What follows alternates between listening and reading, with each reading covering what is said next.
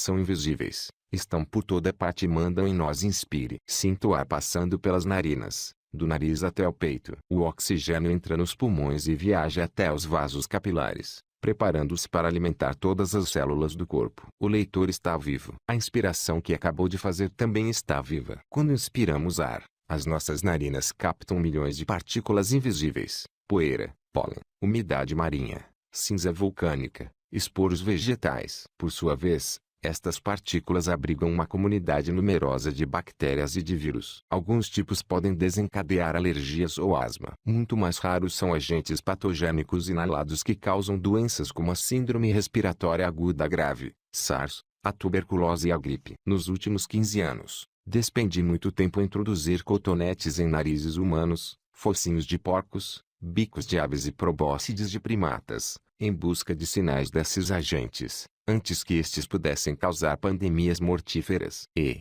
em virtude disso, passei a considerar o ar como meio de transmissão da próxima pandemia e não como meio de sustentação da vida. Mas o leitor pode respirar à vontade. A maioria dos micróbios presentes na atmosfera causa-nos pouco ou nenhum mal e é quase certo que alguns nos fazem bem. A verdade é que ainda possuímos pouca informação sobre eles. Só tomamos conhecimento da existência das bactérias, que representam grande parte da massa de vida presente na Terra. Quando Antoni van Leeuwenhoek apontou os seus microscópios para amostras de água dos charcos e de saliva há cerca de 350 anos, de dimensão muito inferior à das bactérias, mas mais numerosos do que todas as outras formas de vida combinadas, os vírus foram descobertos há pouco mais de um século. E foi apenas nas últimas décadas que nos apercebemos da ubiquidade dos micróbios, que florescem por toda parte. Só agora começamos a compreender a sua importância para a nossa saúde e para a saúde do planeta. No passado, o desconhecimento relativamente à abundância de micróbios deveu-se sobretudo à nossa incapacidade para criar a maioria dos micro-organismos em laboratório. Ultimamente,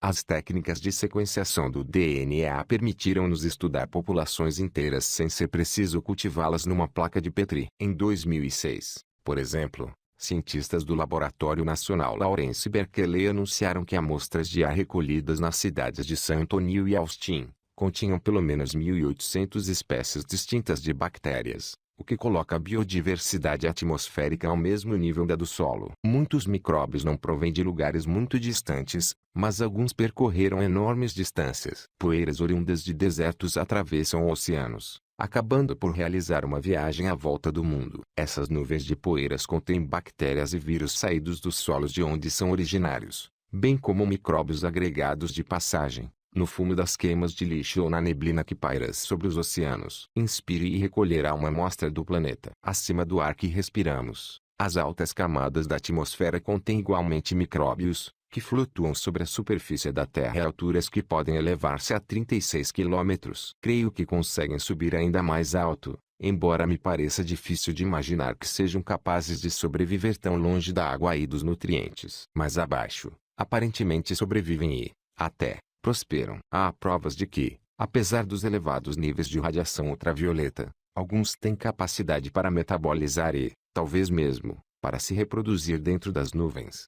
Os micróbios não se limitam a habitar o ar. Foram eles que o criaram, ou pelo menos aquela parte da qual mais dependemos. Quando a vida surgiu na Terra, a atmosfera não continha oxigênio em quantidades significativas. O oxigênio é um produto residual da fotossíntese e nós devemos a invenção desse processo, ocorrida há cerca de 2,5 mil milhões de anos, às cianobactérias. Estas bactérias são diretamente responsáveis por quase metade do oxigênio produzido em cada ano na Terra e indiretamente pela maior parte do restante. Há centenas de milhões de anos, formas antigas de cianobactérias introduziram-se nas células que posteriormente evoluiriam até se transformarem em plantas. Uma vez incorporadas nessas plantas ancestrais, evoluíram e tornaram-se cloroplastos, motores da fotossíntese e produtores de oxigênio das células vegetais. Em conjunto, as cianobactérias de vida livre e os cloroplastos nas plantas são responsáveis por efetuar uma percentagem amplamente maioritária da fotossíntese do planeta. Mas regressemos ao nosso nariz. O que aconteceu a essas bactérias que o leitor involuntariamente inalou? Estavam apenas de passagem. Nas suas vias nasais,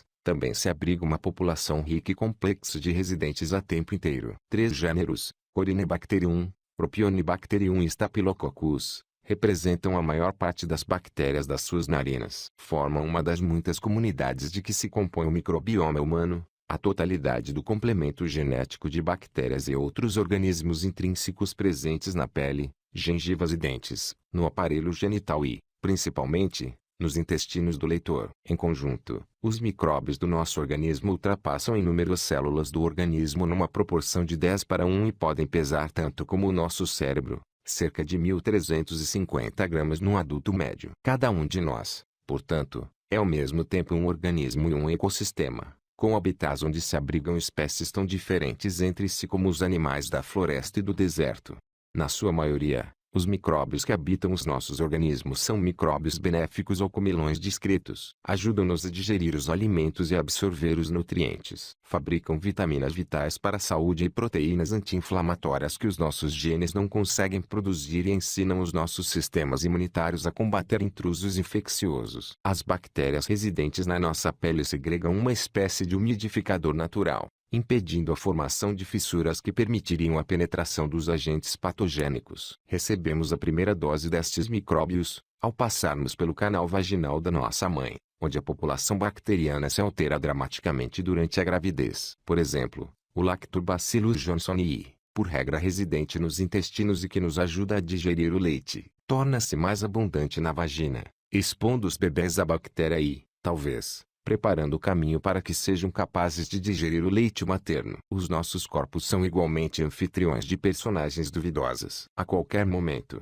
cerca de 1/3 dos seres humanos abrigam nas narinas os Staphylococcus aureus, uma bactéria geralmente benigna mas que pode tornar-se virulenta. Normalmente a concorrência movida pelos restantes membros presente nas narinas mantém a bactéria sob controle. Mas o S. aureus pode tornar-se nocivo, em especial quando se aventura em outros ambientes. Na pele, pode provocar borbulhas, mas também infecções letais. Em certas condições, as bactérias a título individual podem coalescer e formar uma massa fina como uma película que atua como uma frente unida, invadindo os tecidos novos e, até, infectando os cateteiros intravenosos e outro equipamento hospitalar. Estirpes superresistentes de S. aureus podem provocar infecções mortais como a síndrome de choque tóxico faceite necrotizante, destruidora do tecido muscular. O que torna estas estirpes tão perigosas é a sua resistência aos antibióticos, esses milagres da medicina moderna que, desde meados do século passado, têm salvado milhões de vidas. Contudo, quanto mais vamos aprendendo sobre a nossa microbiota,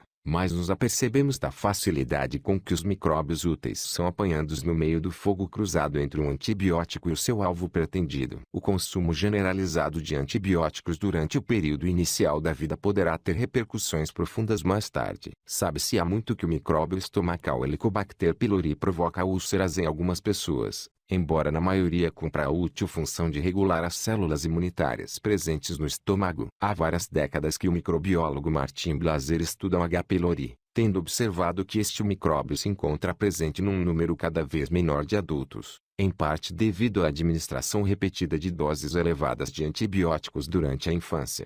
À medida que aprendemos mais sobre as relações que mantemos com os micróbios e as próprias relações complexas que eles mantêm entre si, os cientistas começam a interpretar o microbioma da mesma forma que os ecologistas entendem um ecossistema, não como um conjunto de espécies mas como um ambiente dinâmico, definido por numerosas interações entre as suas componentes. Significa isto que devia haver mais cuidado na utilização de antibióticos e, cada vez mais, será preciso recorrer a tratamentos seletivos com probióticos que não se limitem a incentivar temporariamente o número deste ou daquele micróbio específico, mas que sustentem a totalidade da população microbiana para melhorar a saúde. Sabemos como se pode perturbar uma comunidade, diz Catherine Lemon, investigadora do microbioma no Instituto Forsyth. Agora, precisamos de aprender a reconduzi-la a um estado saudável.